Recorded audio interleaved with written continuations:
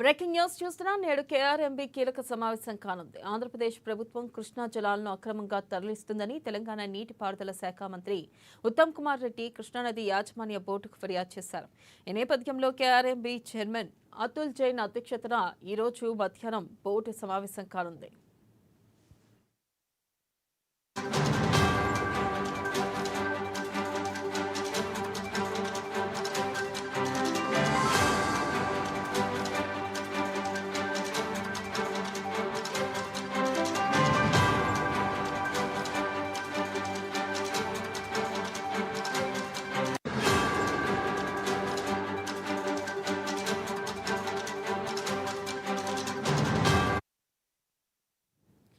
Breaking news చూస్తున్నా. నేడు KRMB కీలక సమావేశం కానుంది. ఆంధ్రప్రదేశ్ ప్రభుత్వం కృష్ణా జలాలను అక్రమంగా తరలిస్తుందని తెలంగాణ నీటిపారుదల శాఖ మంత్రి ఉత్తమ్ కుమార్ రెడ్డి కృష్ణానది యాజమాన్య బోర్డుకు ఫిర్యాదు చేశారు.